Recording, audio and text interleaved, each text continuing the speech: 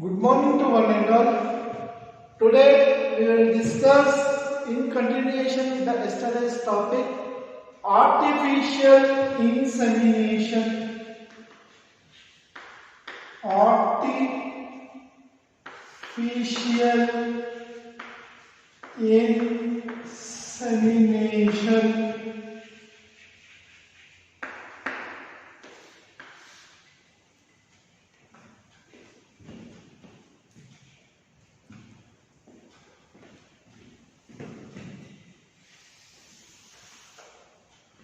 Artificial insemination means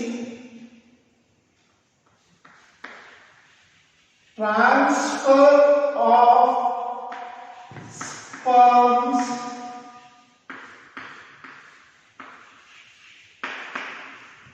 from reproductive tract of female. Here male sperm is transferred into female reproductive tract. That is called artificial insemination. So this can be taken place in controlled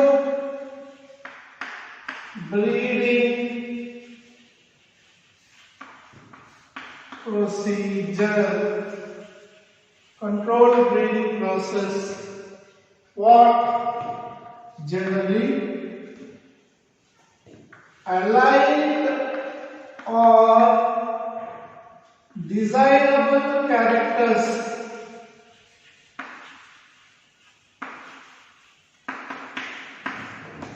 allied bull is selected, means they will select the bull with the desirable characters and collect the sperms, semen from the bull.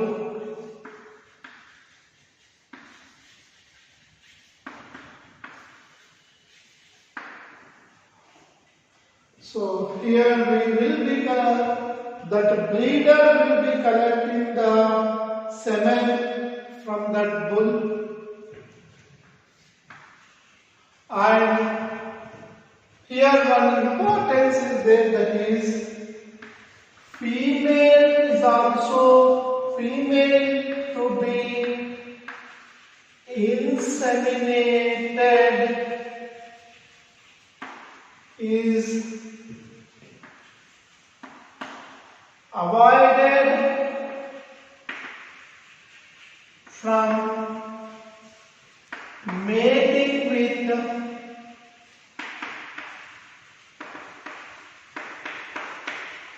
normal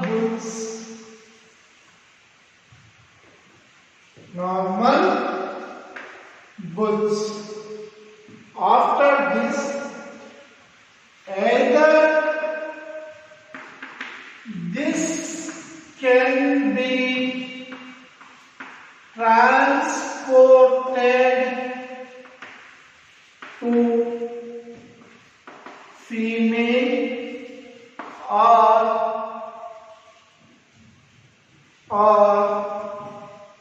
it can also be freezed. When they are stored, that are freezed, they will be storing under minus 273 degrees centigrade. This is minus, which is called cryopreservation. It will come in the liquid nitrogen, that is called as stored in the liquid nitrogen. So here it is a controlled breeding process. Here the male sperm, that is semen, is transported to the female reproductive top, selected, that is selected.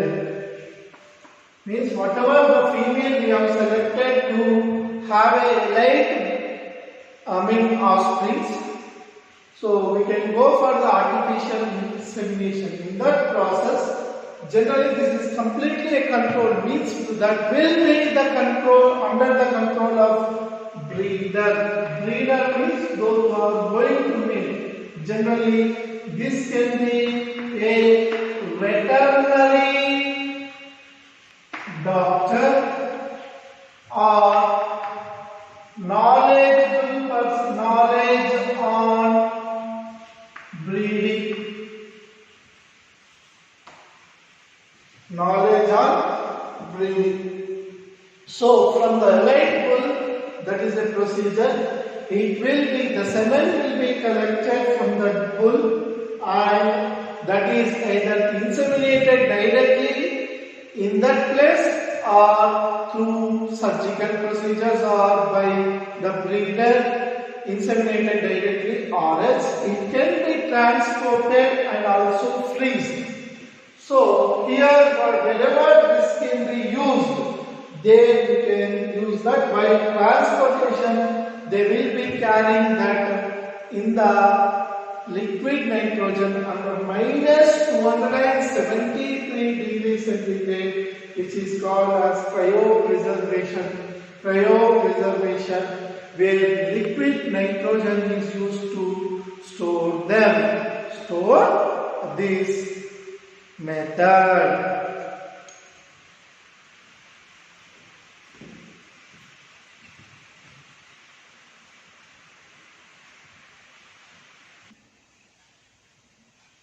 Next, coming on to the multiple ovulation embryo transfer.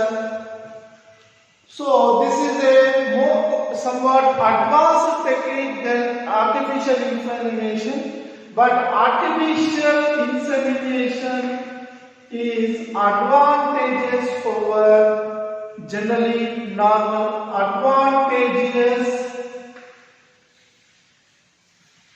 over normal mating.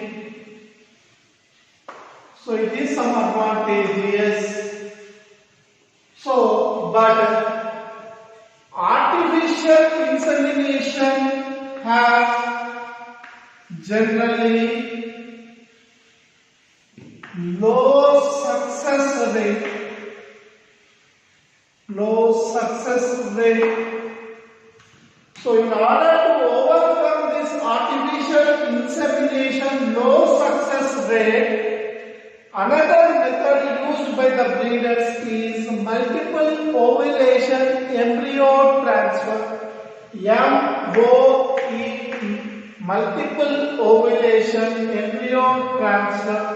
Very important 5-mark question or 3-mark question many times. So in this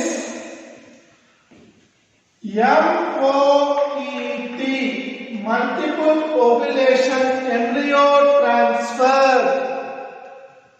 Okay, first, super male female means having desirable characters,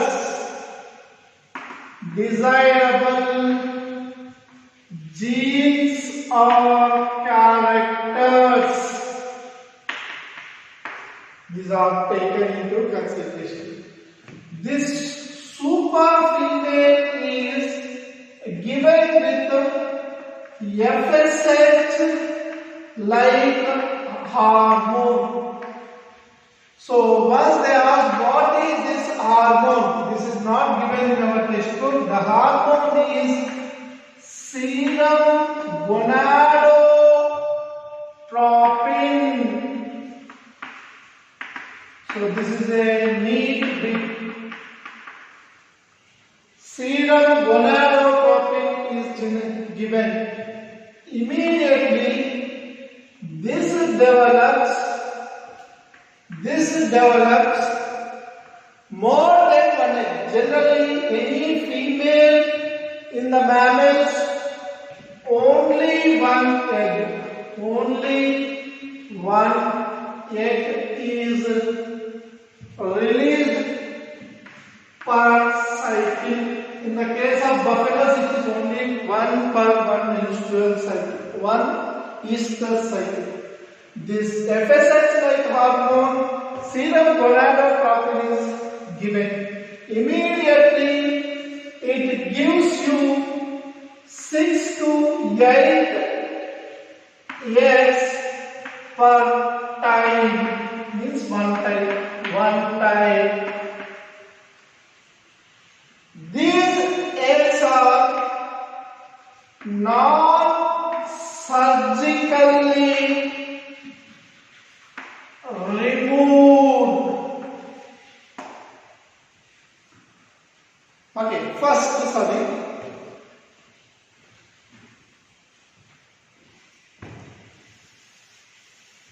These 6 to 8 eggs which are being formed are artificially inseminated. Means the semen was passed by the breeder into the female reproductive tract. Then zygotes are formed.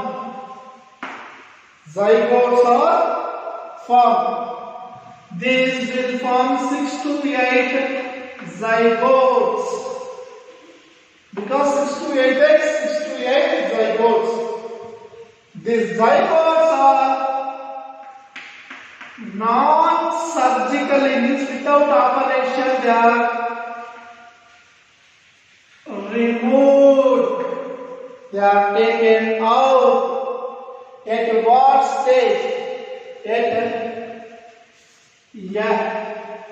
These are removed non-surgically at 8 to 32 cell stage. When these zygotes are removed, means 8 to 32 cell stage.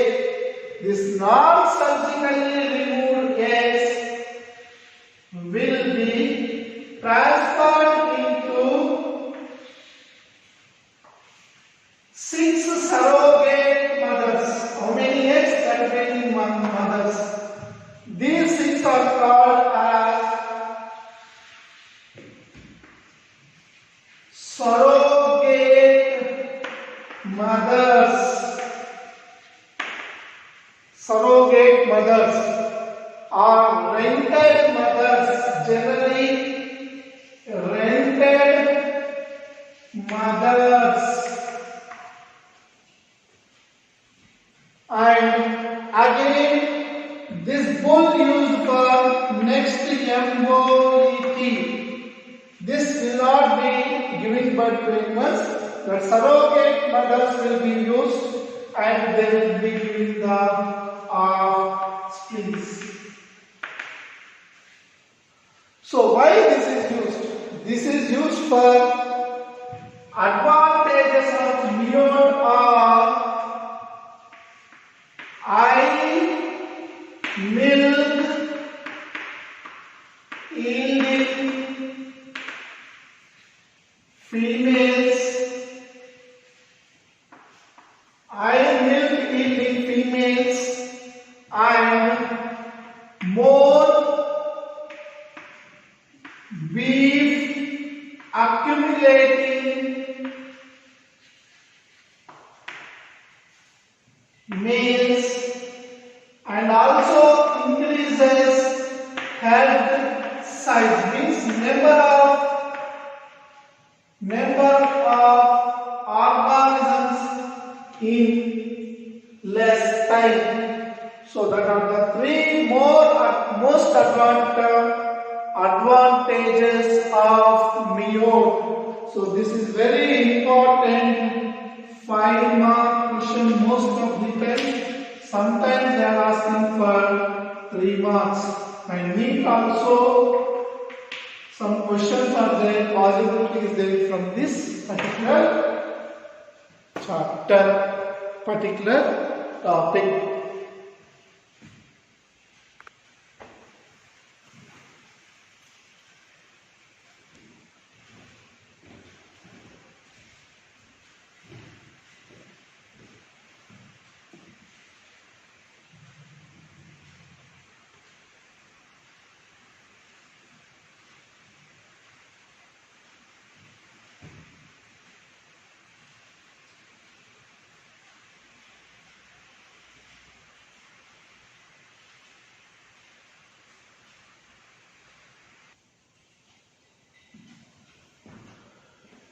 Next continuation to the topic,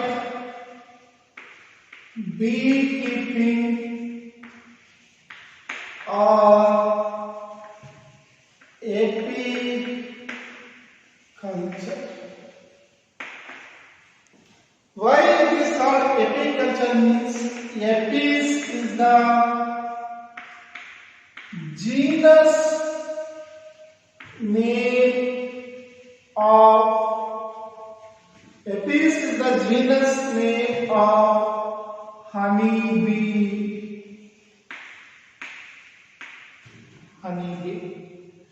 So, apiculture means honeybee maintenance is called apiculture. Why? Why honeybee should be red? Because it is labor requirement is less. So you have no labor requirement. The second important thing is it is having high nutritive value. Means honey is having high nutritive value. Next one, why the honeybee should be red? Less space and more income generating industry, and it can be in the small scale and large scale also. That is the next important thing. It can be kept in veranda, lawn, backyard, or nearby herbs or shrubs with limited space. This is the most important characteristic feature for the beehive. And out of this honey, beeswax and bee pollen can be obtained. So these are the products obtained from the honeybee culture. Okay. Beeswax is used in cosmetics and polish. In polish and beeswax can be used. Honey can be used as food, that is general intake, and mostly used because it is also used in the medicinal industry. It is one. And Apis indica is the common red species. Red species Apis indica is generally used. So what we need to know related to that? Nature and habits of honey bee. Nature and habits of honey bee, and what is the mode of collection? So, swarms of honeybee collection, swarms of honeybee collection should be known, and flowering season and pollination habits also should be known. So these are the things. Why honeybee culture is called apiculture means because the genus name of honeybee is called Apis, and you can see that there is a less labor requirement. So no more labor requirement, and it is having high nutritive value, that is with high amount of sugar and natural sugar, and which is not causing any damage to the body. So we can take this sugar which is giving the energy. So it is having the high nutritive calorific value also, and here it requires less space and more income generating industry. And in India it is once from long back, it is a cottage industry. Only 2 to 3 persons are required for maintenance, for taking approximately 500 kgs of honey per month. So very less members are required, and it can be kept in any places with limited space. And you can see that apart from honey, we can also get the bee wax and bee pollen, which are generally, where bee wax is used for the cosmetics like applying of Fair and Lovely or whatever the creams you are using. Most of them bee wax is used for getting that shine, as well as it is also used in the polishes. And you can see that it can be used as a food as well as it is also used in the medicines. And mostly red species in India is Apis indica, which is the red species. We have other species like Apis mellifera, Apis dorsata, but which are generally if you use them, there is a danger to the human being. And the most important things we need to know is the nature and habits of these bees, how they are collecting, and how to maintain them, and what food is required for them. That are the things we need to know, and how to collect, how to get more honey with the heart by knowing the habits of them. That is the most important thing. And also these are the good pollinators. So these are the good pollinators. They generally pollinate brassica, apple, pear and others. So they are good pollinators. So we need to know what type of flowers should be used and what type of nectar they are gathering and which is useful, and they are also the good pollinators.